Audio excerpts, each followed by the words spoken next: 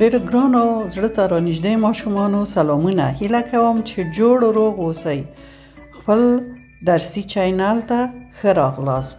هیله لرم چې خپل درسو ته ښه غوږ ونیسئ، خپل چینل لایک کړئ، د نورو ماشومانو سره یې شریک کړئ او سبسکرایب هم مه هېروئ تر څو خپل ټول درسونه ولیدای شئ.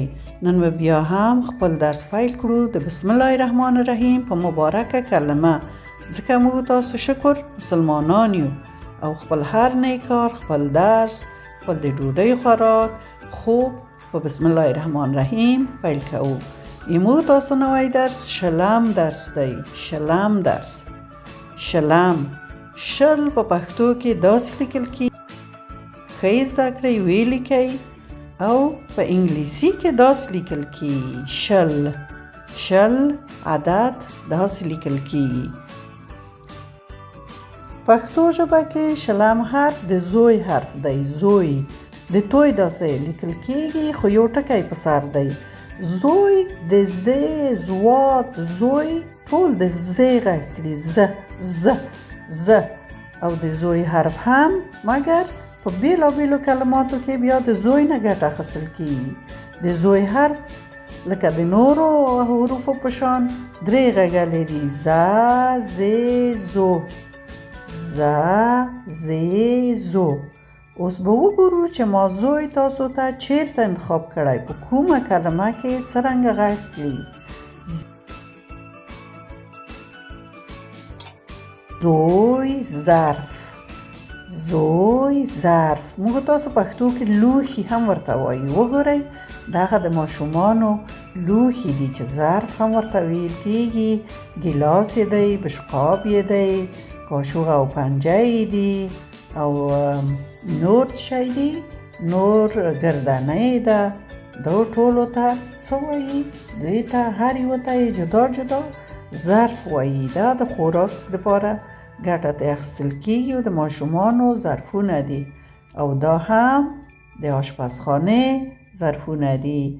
تاسو ورته وګورئ، دیګونه دي، بشقابونه دي، مرچ او د مالګې چې پکې اچول کیږي، هغه لوازم دي. دې ټولو ته په پښتو کې هم لوښي ویل کیږي او هم څه ورته ویل کیږي؟ هر یو ته ظرف ویل کیږي. ظرف. دا وګورئ نور څومره ښایسته دي. دا ظرفونه څومره ښایسته دي، سور رنګ لري. دغه ظرفونه ماشومانو لپاره ګټه اخیستل کیږي، ډېر ښایسته دي. حتماً به تاسو هم دا ظرفونه لرئ. اوس به راشو وګورو چې بیا زوی په کومه کلمه کې ما تاسو ته انتخاب کړی او څرنګه غږ کړي. زوی ظلم یا زوی ظالم، دواړه مې درته لیکلي. زوی ظلم یا زوی ظالم. اوهو دا وګورئ، دا یو پړانګ دی. پړانګ ډېر یو ظالم حیوان دی. زوی ظالم. ما دلته پړانګ درته انتخاب کړی ځکه پړانګ همیشه تاسو به په فلمو کې لیدلی وي چې منډې وهي څو چې یو وړ حیوان گیر کړي، مثلا سویه گیر کړي او وی خوري، ټوټې یې کړي. وړو حیواناتو نه ګټه اخلي. دغه یوه سویه ده، په سویه پسې منډه اخیستې. پړانګ په سویه پسې منډه اخلي او بیا هغه وژني. نو پړانګ یو ظالم حیوان دی. دغه دی بل پړانګ. زوی ظالم. زوی ظالم ځکه چې پړانګ وحشي حیوان دی، اهلي نه دی. هغه حیوانات چې موږ تاسو غوښه یې خورو، شیدې یې خورو، هغو ته اهلي وایي. هغه آرام حیوانات یو کور کې ساتو، مګر دغه حیوانات وحشي دي، دا ظالم دي. زوی ظالم. زوی ظالم. او په دغه تصویر کې وګورئ، دغه یو کوم چا یو ډېر ښایسته الوتونکی حتماً طوطي دی، دی یې په قفس کې اچولی. هغه څوک چې په قفس کې الوتونکی اچوي هغه هم ظالم دي. زوی ظلم یې پې کړی. زوی ظلم. او دا بل الوتونکی، دا څومره ښایسته دی، دا هم قفس کې اچولی. زوی ظلم. د دې دپاره چې تاسو وګورئ چې زوی په کومه کلمه کې راغلی ماده تاسو ته دلته راوړی. تاسو کوشش وکړئ چې الوتونکي په قفس کې وانه چوئ چې ظلم ورسره کیږي. ښه، اوس به وګورو چې بیا زوی ما په کومه کلمه کې راوړی او څرنګه تلفظ کیږي. زوی ظلمت، زوی ظلمت، ظلمت زو تلفظ کیږي. ظلمت تیارې ته وایي. تاسو په دې ویډیو کې وګورئ څنګه تپه تیاره ده. زوی ظلمت شپه ده، شپې ته تیارې ته ظلمت وایو. زوی ظلمت، زوی ظلمت، زوی ظلمت، زوی ظلمت، زوی ظلمت. ښه، اوس به راشو د زوی ترانه به ولولو.